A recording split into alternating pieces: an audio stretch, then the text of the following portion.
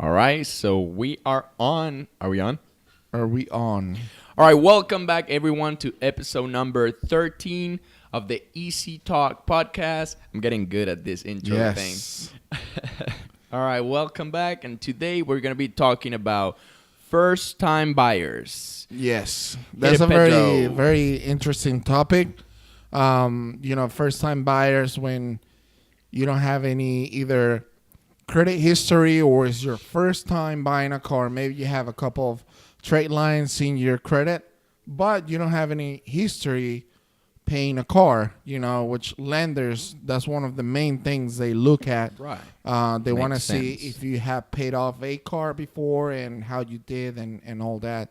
So we mainly have four, Lenders. not lenders, but points that I want to touch as far as like first time buyers. So the first one is very bold, but in reality, no dealer is your friend, because their main job is to sell you a car. Right. That's what they're trying to do. for. They're trying to make money. They're trying to sell you a car.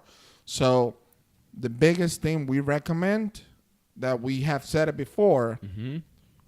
you got to know more than the dealer. You got to Right. do your own homework. You got to first make the decision on which car you want to buy and then look up the values in the car and see if you're paying for a fair price and all that. You got to educate yourself on not just the car itself, but also the financing part of things. Right.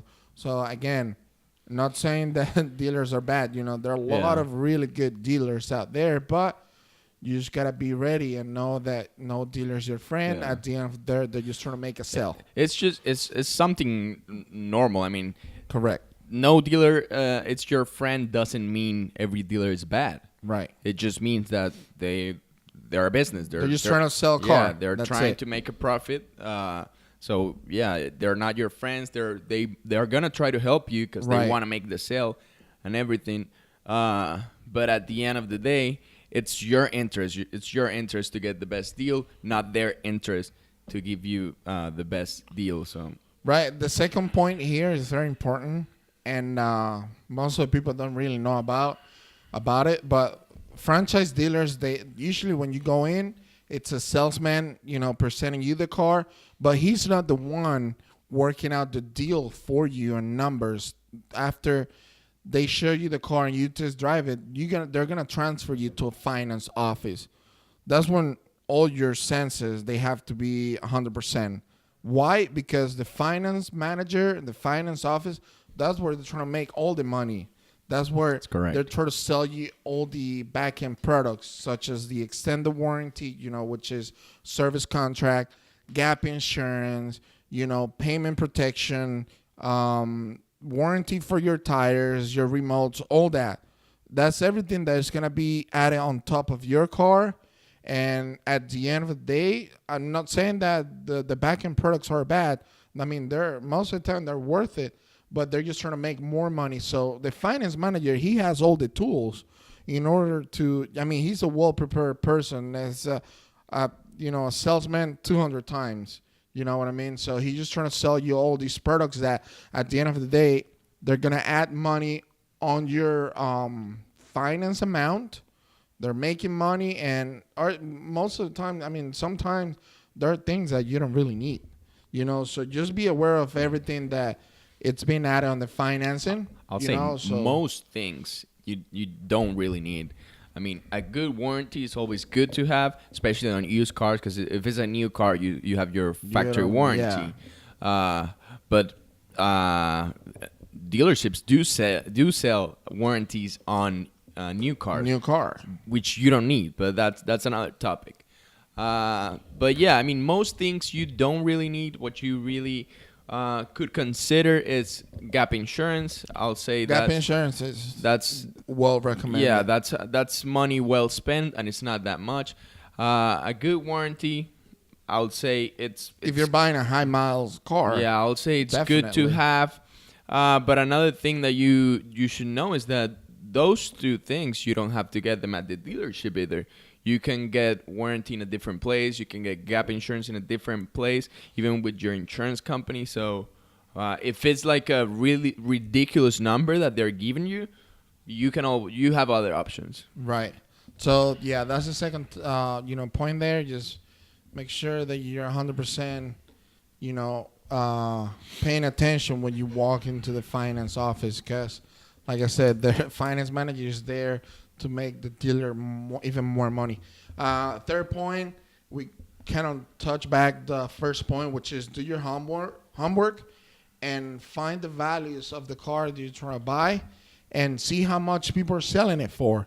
Because, I mean, it's something people are, how much are asking, but it's different when they actually do the transaction and sell the car. So depending on the car, there might be some, wiggle room that you can negotiate on the price and all that. That's on a, base-to-base case, depending on the car that you're buying. But, yeah, like I said, just do your homework. There are a lot of websites that you can go and look up the values and see if you're paying, a fair, a good deal, and see how much the car is going to be worth after a few years. Right. So that's the second point there. Yeah, especially if it's your. I mean, I recommend this on every car that you get, Right. but especially if it's your first car loan, the first one that you're getting into, make sure it's a good deal. Make sure that you are not getting ripped off and that you're never gonna be able to trade in this Right. car. Make sure you start off with the right foot. So yeah.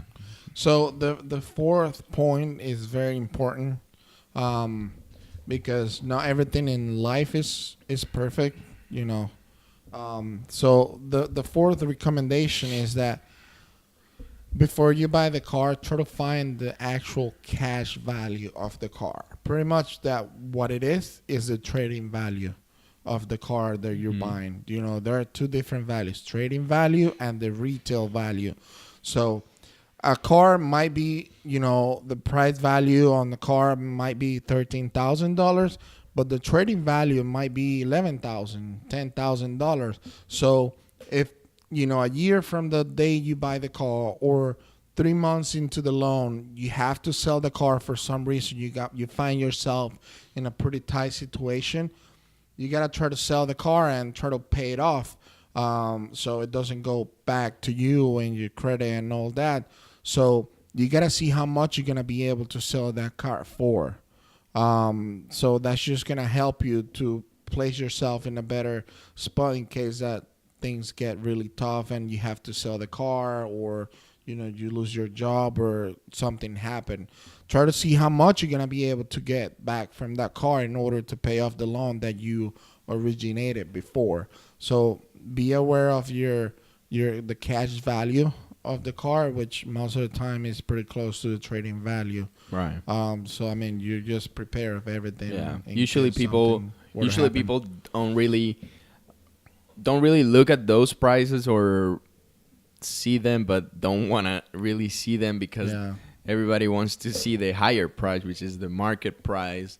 But yeah, the market price is really not reachable to everyone or in every case, because market price would mean that you are pretty much the only person that it's able to sell that car within, I don't know, 100 miles or something like that. And that you have the right customer that wants that car. So the market value, it's really hard to get, even for us dealers. Yeah. We never get the market value. No. We get lower than the market low value. market. So imagine for you being a particular seller, it's not realistic to think that you're going to get the market value for that car. So pretty straight to the point. Recommendation for a first-time buyer. Again, no dealer is your friend. At the end of the day, they're just trying to make money and make a sale. Second, just be prepared when you walk into the finance office with the finance manager. He just try to sell you more products.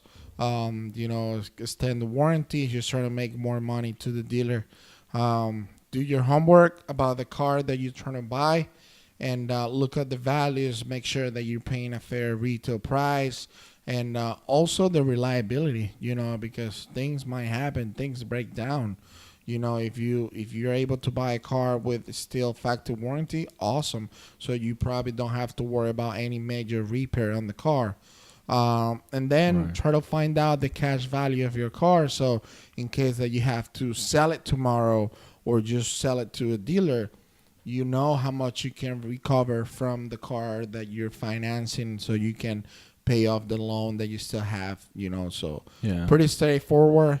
I'll say if you're a first time buyer, also be realistic. Have your feet on the ground. If it's the first time that you're getting into a car loan, probably your interest rates are not gonna be the best, or not gonna be like 2% or 3%. So just keep that in mind whenever you're negotiating. You're a first time buyer. Always try to get the best deal, but keep that in mind. Right. So that's it for today, guys. Hopefully you learned something. We're gonna have a pretty nice topic next week, and make sure you comment, down below, and ask us questions, and see if you have any question about the car that you have bought before, or a car that you're planning on buying. We're willing to help you and give recommendations. Instagram, Facebook, YouTube. You can ask us any questions. We'll try our best to answer them. Yeah. Thank you for Peace. listening.